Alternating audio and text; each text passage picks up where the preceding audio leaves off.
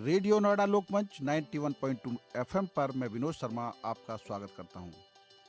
हमारा खास कार्यक्रम ग्रेटर नोएडा कल, आज और कल, यह विशेष सीरीज हमने शुरू की है जिसमें ग्रेटर नोएडा शहर की अनसुनी कहानी, अनकहे किस्से और ऐसी बातें जो अब तक कभी सामने नहीं आई।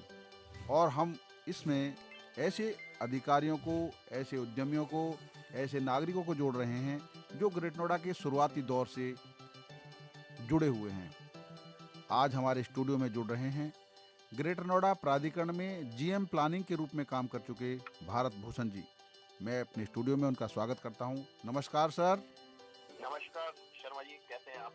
बस ठीक है सर, धन्यवाद सर। आप हमारे स्टूडियो में आए, हमारे साथ जुड़े, इसके लिए बहुत बहुत शुक्रिया। मैं एक सवाल महत्वपूर्ण है कि जब आप ग्रेटर नोएडा में जुड़े थे फर्स्ट टाइम, जी तो उस समय, उससे पहले आप कहाँ थे और कैसे ग्रेटर नोएडा प्राधिकरण जब पहुँचे, पहले दिन की मैं बात कर रहा हूँ, जब पहुँचे तो आपने क्या सबसे पहले अहम इशू उठाया था? जी शर्मा जी, मेरा पोस्टिंग उस समय गोरखपुर डेवलपमेंट अथॉरिटी में था जी।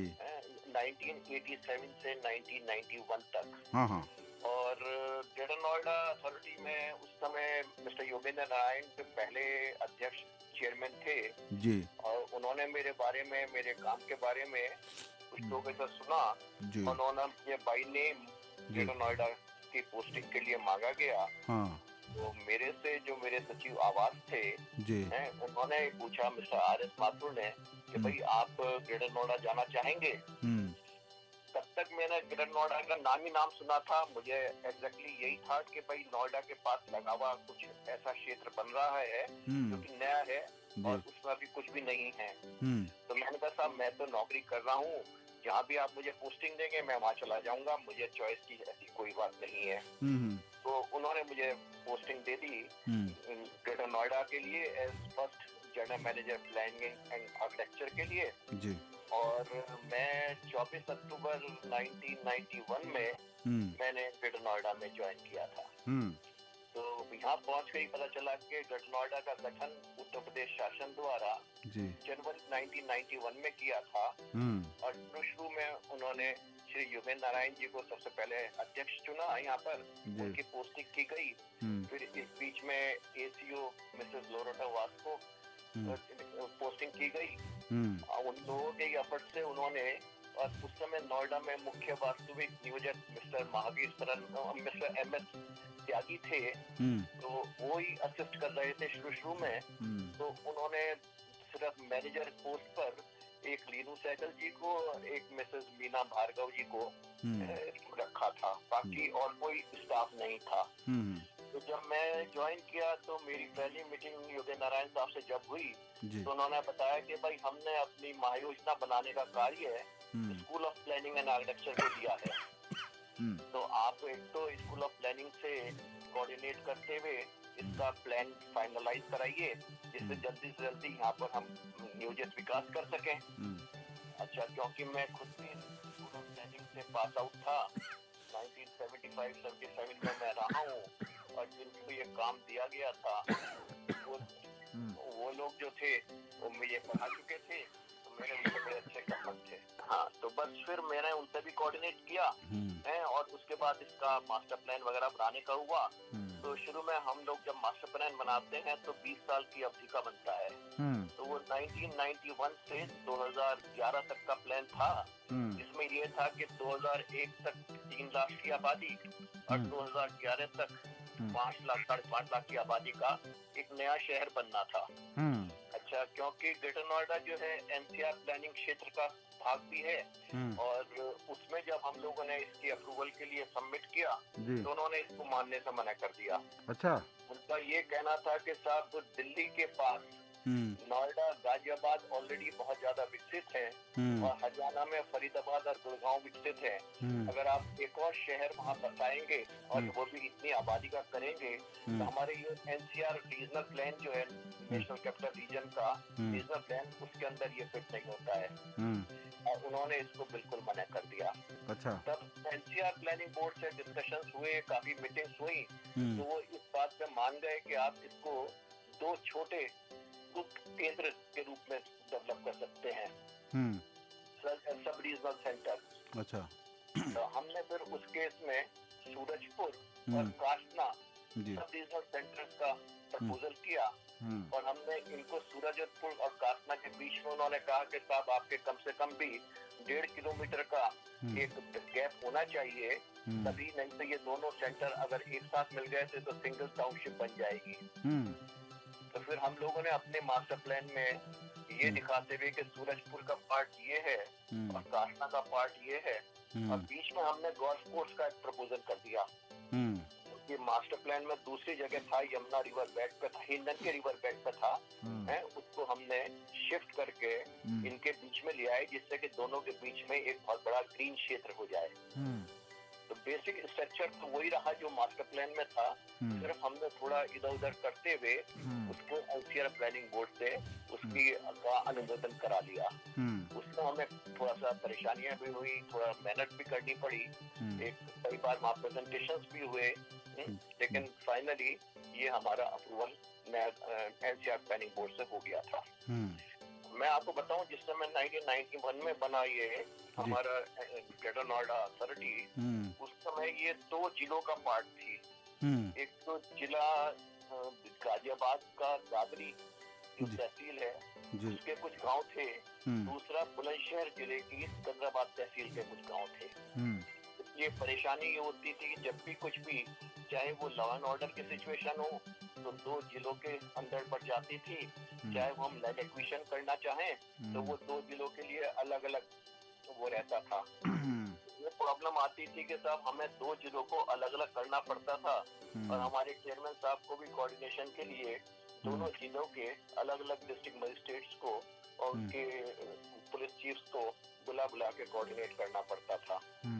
तो शासन स्तर पर भी इस बारे में काफी चर्चाएं रही, और कोशिश ये रही कि साहब इसको एक जिला बना दिया जाए, जो कि बाद में मेरे वहाँ से ट्रांसफर हो जाने के बाद में ये फिर गौतम बुद्ध नगर जिला जो बना, वो इसी उससे बना के साहब उसमें नोएडा भी हो गया और उसमें ग्रेटर नोएडा भी हो गया, और इसको गौतम बुद्ध नगर जिले के नाम से प्रचलित कर दिया गया।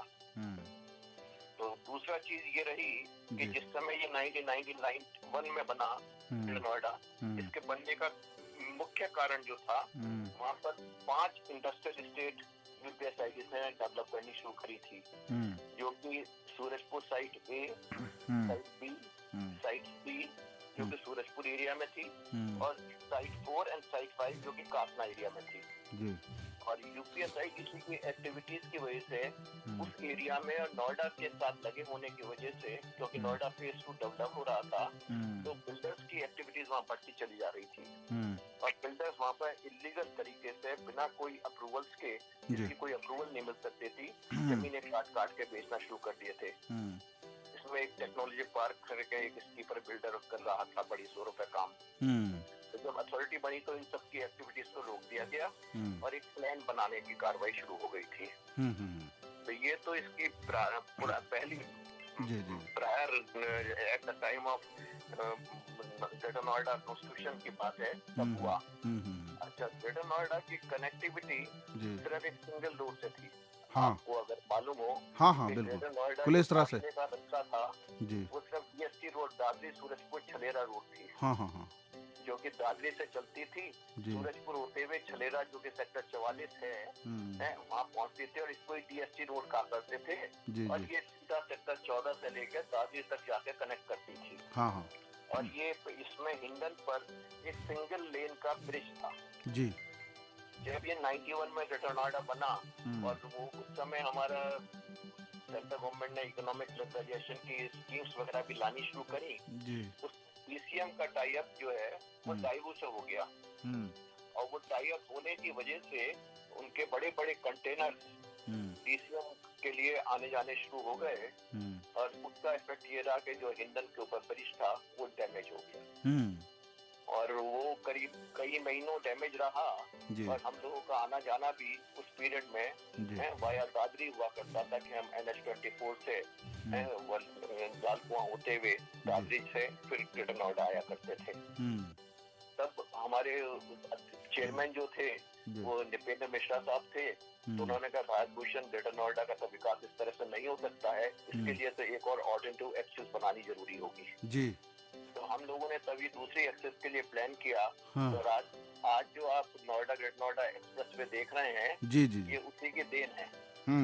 ये हमने उस समय इसका प्लान बना लिया था जी। और हमने उस समय जब प्लान बनाकर इसको नोएडा को भेजा तो नोएडा में उस समय चेयरमैन मिसेस नीरा यादव जी थी, तो उन्होंने कहा भाई इसका नोएडा को क्या फायदा है, ये तो ग्रेटर नोएडा जाने का रास्ता है, नोएडा को इसका क्या फायदा मिलेगा। हमने बहुत कोशिश की लेकिन उस समय नहीं सक्सेसफुल हुए जी। जो कि बाद में जब मेरी पोस्टिंग नोएडा में हुई और रवि माथुर साहब यहाँ चेयरमैन थे जी, तब मैंने उनके सामने दोबारा से प्रपोजल रखा। We got convinced कि हाँ साहब ये जरूरी है, not only Noida but it is also very necessary कि ग्रेटर नोएडा के लिए भी एक्सेस हो जाए। ये तो उसकी कनेक्टिविटी की बात रही। जी जी जी। दूसरी कनेक्टिविटी जो इम्पोर्टेंट थी, जो ट्रांसपोर्ट के हिसाब से बहुत जरूरी थी जी, नोएडा में कोई भी रेलवे लाइन नहीं थी और न ही है।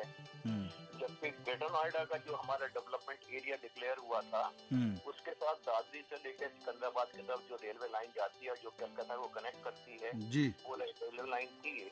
अब मास्टर प्लान में बुराकी स्टेशन का विकास उसमें प्रपोज था। अच्छा। तो हम लोग ये चाहते थे कि भाई जब ग्रेटर नोएडा का विकास हो तो ग्रेटर नोएडा में जो रेलवे लाइन है उसका फायदा उठाते हुए हम लोग वहाँ पर भी इसको कनेक्ट करेंगे। इसलिए उसके लिए बुराकी स्टेशन के लिए वो हम लोगों के एफर्ट रहे और वो आज डेवलपमेंट की स्थिति में आ रहा है। इसके अलावा एक और इम्पोर्टेंट चीज जो कि शायद पता नहीं लोगों को मालूम नहीं है जो कि ग्रेटर नोएडा के विकास से ही जुड़ी हुई है, वो है जेवर एयरपोर्ट। हाँ। ये 1995 में जिस समय मिस्टर नरेश दयाल साहब वहाँ पर एसीओ थे जी, तो उस समय की बात है। हाँ।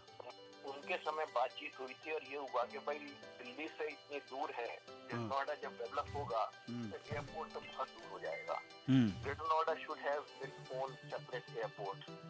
तो इसका पहला प्रपोजल हम लोगों ने बनाया था और हमने मिनिस्ट्री ऑफ सिविल एविएशन में जाकर इसका प्रपोजल सबमिट किया। और जहाँ तक मेरी याद आ रहा है उस समय मिस्टर ब्रजेश कुमार साहब वहाँ पर सिविल एविएशन मिनिस्ट्री में थे, जिससे मीटिंग हुई थी और हमने सबमिट किया था। तो उन्होंने कहा कि हमें कुछ आपत्ति नजर नहीं आती लेकिन आप पहले इसका डिफेंस के पॉइंट ऑफ व्यू से एयरफोर्स डिपार्टमेंट से आप इसका क्लियरेंस लीजिए क्योंकि हिंडन एयरबेस और इंदिरा गांधी एयरपोर्ट पास है। तो फिर हमने हिंडन एयरपोर्ट वालों से और एयरफोर्स से भी इसकी परमिशन मांगी और हमें एनओसी मिल गया था उस स्टेज पे। अच्छा। हाँ, उस स्टेज पे हमें एक एनओसी एयरफोर्स का मिल गया था कि इस दिल्ली के और हिंडन एयरबेस से 50 किलोमीटर के डिस्टेंस के बाहर आप एयरपोर्ट डेवलप कर सकते हैं। अच्छा। और इसके लिए कम से कम 4 किलोमीटर लंबा एक रनवे चाहिएगा और आप उसके लिए जमीन आइडेंटिफाई कर लें। और जेवर ही एक ऐसा एरिया था जो कि साधना से आगे जाता था जहाँ इसको एक तरह से टेंटेटिवली मार्क किया गया कि साहब एयरपोर्ट यहाँ आना चाहिए। ये तो उस समय के शुरुआती प्लानिंग की स्टेज थी। जी जी जी। और ग्रेटर नोएडा के बनने में योगेंद्र नारायण साहब और निपेन मिश्रा साहब और रवि माथुर साहब जी और अजय शंकर साहब का बड़ा योगदान रहा क्योंकि मेरी पोस्टिंग उन्हीं चारों अधिकारियों के टाइम में रही। और हमने उस समय यानी कि ये जैसा आप कहते हैं ना कि मास्टर प्लान में ये है, लेकिन सबसे बड़ी एक्सरसाइज ये थी कि मास्टर प्लान को कैसे हम रेवेन्यू मैप्स पे जो कि विलेज के मैप्स होते हैं उनके ऊपर ट्रांसफर किए जाएं। तो हमने पहली बार जितने भी विलेजेस, करीब 110 विलेजेस थे 2 जिलों के, उनके सारे मैप्स इकट्ठे कर विलेज मैप्स इनका डिजिटाइजेशन शुरू किया और उसके बाद उसके ऊपर पूरे मास्टर प्लान को 1:4000 के स्केल पर ट्रांसफर किया। अच्छा। तो हमें पता चल सके कि साहब हमारी ये जमीन किस गांव में पड़ रही है और किस लैंड यूज में पड़ रही है। बिना उसके हमारे लिए विकास संभव नहीं था। बिल्कुल बिल्कुल बिल्कुल। तो उसी 91 से मेरी पोस्टिंग 97 तक रही, 6 साल। और उसी पीरियड में हमने जो लैंड एक्वायर करना शुरू किया वो उन्हीं मैप्स के बेसिस पे करना शुरू किया। और alpha, beta, gamma, delta, basically ये 4 रेजिडेंशियल सेक्टर्स जो थे मेरे टाइम में इनकी सारी प्लानिंग भी की गई, सारा डेवलपमेंट का वर्क भी इन्हीं का हुआ। इसके अलावा एक मेजर अलॉटमेंट होंडा कार के लिए भी 40 एकड़ का किया गया।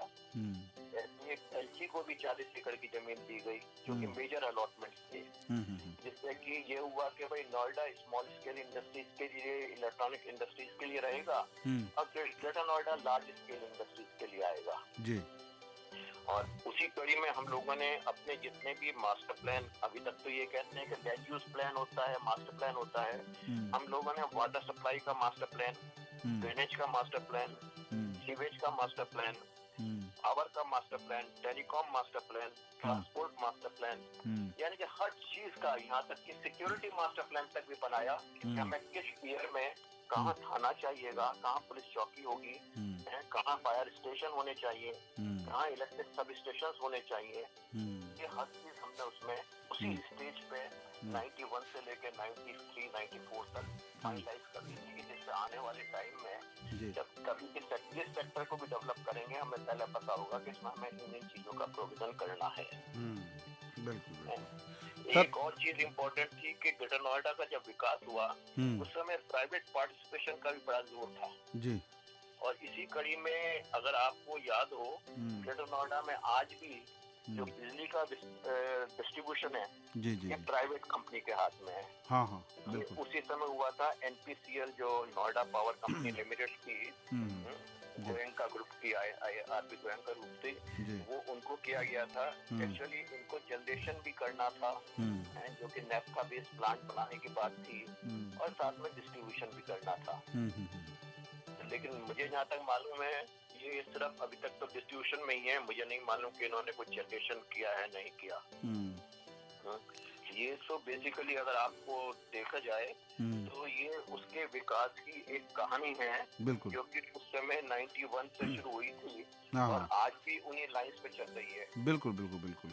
और मुझे बड़ा अच्छा लगता है, खुशी भी होती है, मैं जब भी ग्रेटर नोएडा जाता हूँ तो मेरा दिमाग एकदम 91 के उस पर पहुँच जाता है कि जिन रोड्स के ऊपर मैं जा रहा हूँ, वो किसी जमाने में मैंने कागज के ऊपर ड्रॉ करी थी और आज शहर धीरे धीरे कैसे डेवलप होता जा रहा है। बिल्कुल बिल्कुल। इस तरह की खुशी मिलती है जैसे कोई बच्चे को बड़ा होते हुए देखता है। हाँ। वो चीज आज जो है, मुझे ग्रेटर नोएडा को जब भी मैं उधर जाता हूँ तो देख कर लगता है कि ग्रेटर नोएडा कैसे अपने प्लानिंग शेप में धीरे धीरे अपने आप को बनता चला जा रहा है। अब तो उसकी वो स्टेज आ गई है कि अब उसको पुश की जरूरत नहीं है, बिल्कुल, तो वो अपने आप ही धीरे धीरे विकसित होता चला जाएगा, क्योंकि वहाँ इतनी एक्टिविटीज हो गई हैं, इंडस्ट्रीज इतनी आ गई हैं, इकोनॉमिक एक्टिविटीज हैं, एजुकेशनल इंस्टीट्यूशंस और हॉस्पिटल्स आ गए हैं। बिल्कुल बिल्कुल। तो शहर अपने आप में डेवलप होना शुरू हो चुका है। सर एक इम्पोर्टेंट बात आता जा रहा है। हाँ, एक इम्पोर्टेंट पॉइंट मैं पूछ रहा हूँ आपसे कि जब आपने मास्टर प्लान बनाया था 2011 तक का, तो जो NH-24 से कनेक्टिविटी क्या उस समय प्रावधान रखा गया था या ये बाद में इसका कनेक्टिविटी हुई है ग्रेटर नोएडा वेस्ट की तरफ से? NH-24 से इसकी कनेक्टिविटी का एक टेंटेटिव नक्शा बनाया था कि हाँ, एक रोड यहाँ से कनेक्ट होगी। हाँ, लेकिन उस समय ऊपर के एरिया के डेवलपमेंट के बारे में बातचीत चल रही थी कि यहाँ का भी कुछ प्लान होना चाहिए, क्योंकि प्रॉब्लम ये आ रही थी कि जो नॉर्थ में NH-24 के तो गाजियाबाद है, हाँ, है ना, और आपके ईस्ट में नोएडा आ जाता है, जो कि नोएडा का फेज 2 एरिया, और नोएडा 78, 77 उधर का 121 सेक्टर्स आ जाते हैं। जी जी जी। और साउथ की तरफ जो है गुलिस्तानपुर फॉरेस्ट के नीचे आपका ग्रेटर नोएडा आ जाता है। तो ये हुआ कि ये एरिया ऐसा रहेगा कि यहाँ पर तुरंत डेवलपमेंट आना शुरू हो जाएगा। हाँ, लेकिन तब तक गाजियाबाद का भी NH-24 को क्रॉस करके कोई स्कीम नहीं थी, न ही नोएडा की हिंदन क्रॉस करने का था, क्योंकि नोएडा का एरिया ही नहीं था वो वाला, और न ही गाजियाबाद मास्टर प्लान में उसका एरिया का कोई प्लान था। वो तो सिर्फ टूडा एरिया का एरिया था, जो कि बिल्कुल एग्रीकल्चर फील्ड थी। तो ये हुआ कि अगर हमने वहाँ का कोई भी प्लान बनाया तो उस केस में फोकस डाइवर्ट हो जाएगा ग्रेटर नोएडा का, और ये हो जाएगा ग्रेटर नोएडा यहाँ है, और नोएडा के उसमें नोएडा के ईस्ट साइड में हम दूसरा एक और टाउनशिप बनाए, तो इससे बहुत ज्यादा प्रॉब्लम आ जाएगी प्लान के तहत। लेकिन बाद में फिर उसमें नोएडा वेस्ट के नाम से प्राइवेट डेवलपर्स ने, बिल्डर्स ने जब जमीनें लेनी शुरू करी तो ग्रेटर नोएडा ने उसको भी नोटिफाई कर दिया और उसका भी प्लान बनाया, और उसमें अब डेवलपमेंट चल रहा है। अब तो काफी तेजी से डेवलपमेंट चल रहा है। तो उसमें basic infrastructure Noida greater Noida authority ने कर लिया है, बाकी development is all privately purchase land. एक और इम्पोर्टेंट बात सर, आपके समय की ग्रेटर नोएडा में और कौन से ऐसे प्रोजेक्ट हैं जिन्हें आप, अभी आपने सड़कों का जिक्र किया, नेटवर्क का जिक्र किया, कहाँ कहाँ से जोड़ा, कनेक्ट किया गया है, लेकिन कुछ प्रोजेक्ट ऐसे भी हैं जो उसके ग्रेटर नोएडा के माइलस्टोन हैं, जिन्हें लोग डेवलपमेंट का एक प्रतीक मानते हैं कि ग्रेटर नोएडा में इस तरह की प्लानिंग जो की गई पूरे देश से अनूठे शहर के रूप में, वो कौन से ऐसे प्रोजेक्ट हैं जिनको, आपने इंडस्ट्री की बात कर दी, लेकिन कुछ प्रोजेक्ट ऐसे भी हैं जो आपके समय में उस समय स्थापित हुए? जी शर्मा जी, अगर देखा जाए तो जब भी किसी शहर का विकास होता है जी, वो एक सिंगल यूनिट की तरह से होता है। हाँ, और उस सिंगल यूनिट में आप ये मान के चलते हैं कि सबसे इम्पोर्टेंट चीज है उसकी इकोनॉमिक एक्टिविटी, हाँ, जो कि उस शहर को डेवलप करने में कैटलिस्ट का काम करेगी। जी जी, और उसमें आती हैं आपके इंडस्ट्रीज, हाँ, कमर्शियल एक्टिविटीज और ट्रेड एंड कॉमर्स एक्टिविटीज। जब आप वो एक्टिविटीज क्रिएट करते हैं तो रेजिडेंशियल पॉपुलेशन अपने आप आने लगती है। और एक इस चीज का भी अनुभव किया गया मैंने, जो कि किया है, क्योंकि मैं उससे पहले तक मेरी पोस्टिंग जहाँ भी रही वो विकसित शहरों में रही और उसका ही एक्सटेंशन करते थे। ग्रेटर नोएडा शहर में जब हमने प्लान करना शुरू किया और जब लोगों ने रहना शुरू किया, तो आई नोटिस कि it takes about 10 years time, जो प्लानिंग स्टेज से लेके एस्टेब्लिशमेंट तक या लोगों के रहने के टाइम तक का, उसमें 10 साल का समय लग जाता है। जो चीज को हम कागज पर आज प्लान करते हैं उसमें तो 10 साल लग जाते हैं जब वो उसको ऊपर विकसित होता है। बिल्कुल। अच्छा, दूसरा, ग्रेटर नोएडा के प्लान करते समय और उसके विकास में बेसिकली दो चीजों को ज्यादा ध्यान दिया गया प्लानिंग के पॉइंट ऑफ व्यू से। एक तो तब तक एक तो चंडीगढ़ शहर जो कि एक नया शहर बसा था, ली कर्बूजियर ने प्लान किया था 60s में, अर्ली 60s में, कि उन्होंने जो प्लान किया था उस प्लान में क्या अच्छाइयाँ थी और वो किस किस पॉइंट पर फेलियर रहा। दूसरा, नोएडा भी एक नया शहर के रूप में विकसित हुआ, तो नोएडा में क्या क्या प्रॉब्लम्स डेवलप हो रही हैं जो नोएडा में नहीं आनी चाहिए। तो अगर आप देखें कि ग्रेटर नोएडा में जितनी भी इंटरनल रोड्स हैं सेक्टर्स की, जी, कोई भी इंटरनल रोड 12 मीटर से कम नहीं है। हाँ, बिल्कुल। हाँ, और ये हजार की है रोड्स की के मिनिमम 12 मीटर, उसके बाद 18 मीटर, फिर 24 मीटर और फिर 36 मीटर और फिर 48 मीटर। जी, इन हायरार्की पे किया गया। तो बेसिकली इंटरनल रोड जो है 12 मीटर और 18 मीटर की रही, कहीं 24 मीटर की भी है। तो ये इसीलिए किया गया था कि साहब आपको कहीं भी कोई traffic congestion with in the sector ना मिले, जबकि नोएडा में जो पुराने सेक्टर्स हैं उनमें रोड आपको 6 मीटर और 9 मीटर और 7.5 मीटर भी मिल जाएंगी। बिल्कुल बिल्कुल बिल्कुल बिल्कुल, है ना। तो अच्छा, आज की डेट में अगर आप देखें तो मिनिमम आप जिनको कि EWS या LIG या MIG कहते हैं, MIG के पास तो आज की डेट में गाड़ी एक होना एक तरह से ये हो गई, it is not a luxury, it is a necessity. और जिस हिसाब से 2 व्हीलर्स और 4 व्हीलर्स की संख्या बढ़ रही है, उसी प्रपोर्शन में आपकी पॉपुलेशन भी बढ़ रही है। बिल्कुल। तो पार्किंग की एक बहुत बड़ी समस्या रही, जो कि शायद उस समय नहीं इतनी विजुलाइज की गई कि इतनी गाड़ियां बढ़ जाएंगी कि लोगों को पार्किंग की समस्या आएगी। और ग्रेटर नोएडा में हालांकि बायलॉज में प्रोविजंस किए गए हैं, लेकिन वो बायलॉज भी मैं समझता हूँ कि आज की पार्किंग के हिसाब से अपडेटेड होने चाहिए।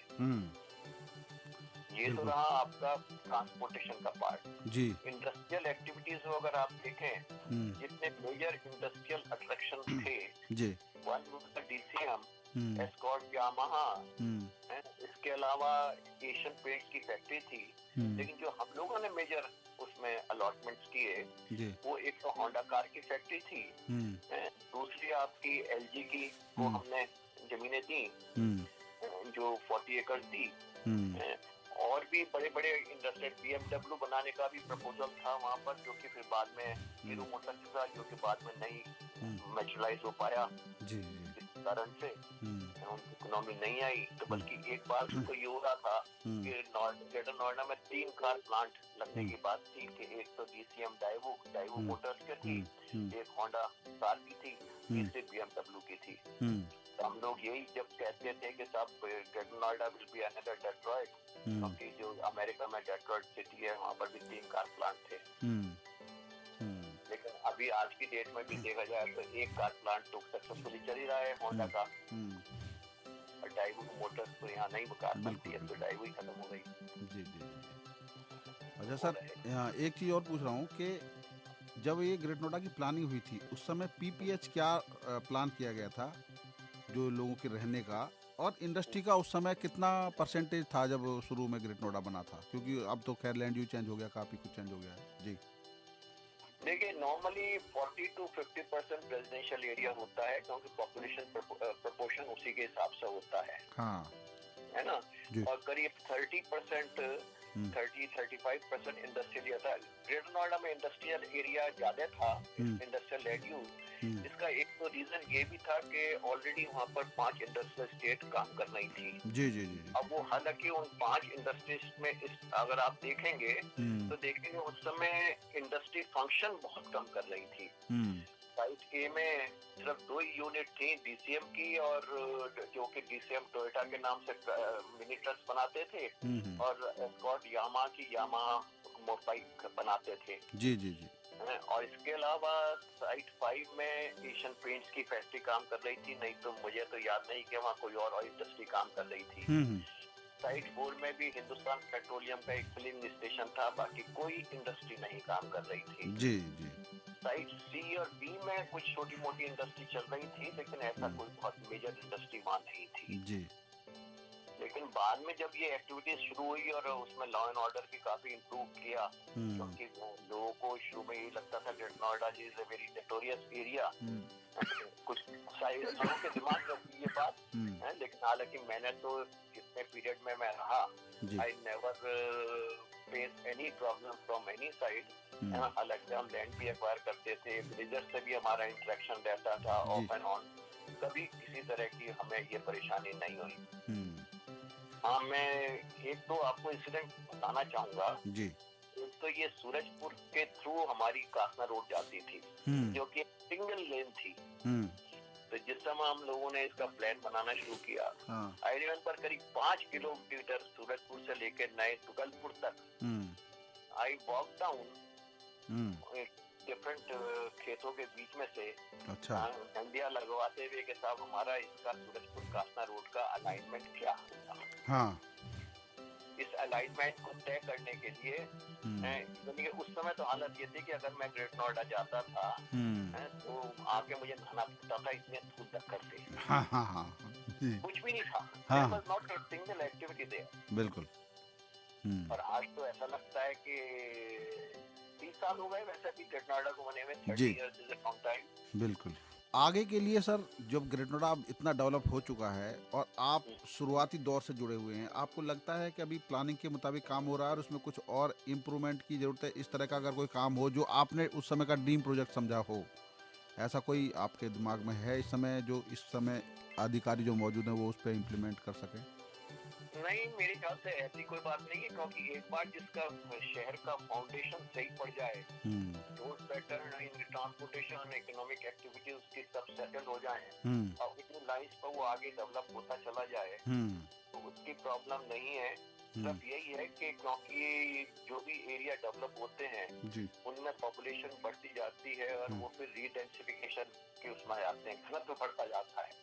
जैसे आज प्लॉट्स के ऊपर एक सिंगल स्टोरी हाउस है, उस समय बाद वहाँ पे 3 स्टोरी हाउस भी आ जाते हैं, 4 स्टोरी हाउस भी आ जाते हैं।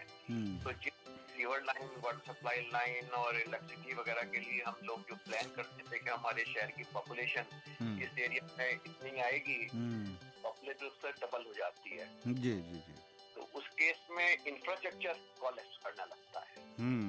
बिल्कुल। तो उस चीज को देखते हुए ये जरूर है कि टाइम टू टाइम उस इंफ्रास्ट्रक्चर में स्ट्रेंथनिंग की जाए, उनका ऑगमेंटेशन किया जाए, जिससे कि इंफ्रास्ट्रक्चर पॉपुलेशन की ग्रोथ के साथ साथ सही रहे। बाकी तो अब इस समय ग्रेट नोएडा को तो एक ऐसी डायरेक्शन मिल चुकी है कि ये अपने आप में बहुत अच्छा बढ़िया शहर डेवलप होकर निकल रहा है, और जो भी जाता है वो यही तारीफ करता है कि ग्रेट नोएडा से अधिक तरह का शहर है। जी जी जी। आपने रेडियो नोएडा लोकमंच 91.2 FM को अपने यात्रा जो ग्रेट नोएडा के शुरुआती दौर का था उससे रूबरू कराया, और वो अनुभव और अनसुने ऐसे किस्से जो वाकई अभी तक कोई नहीं जानता था। इस तरह की चीज़ें हमारे श्रोता के साथ शेयर की सर, इसके लिए आपका बहुत बहुत धन्यवाद भारत भूषण जी। Thank you Sharma ji. अभी आप सुन रहे थे हमारा साप्ताहिक कार्यक्रम कल आज और कल ग्रेटर नोएडा। इस सीरीज में पूर्व महाप्रबंधक प्लानिंग भारत भूषण जी को, और उन्होंने अपनी कुछ यादें आपके साथ शेयर की, कुछ ऐसे अनसुने किस्से शेयर किए जो हमारे ग्रेटर नोएडा के इतिहास में एक नया अनुभव नए श्रोताओं के लिए होगा। आप हमारे ये किस्से इस कार्यक्रम में हर सप्ताह सुनते रहेंगे और हम आपके साथ लोगों को जोड़ते रहेंगे, नए लोगों के साथ। आप सुनते रहिए रेडियो नोएडा लोकमंच 91.2 FM, आपकी अपनी आवाज़। धन्यवाद।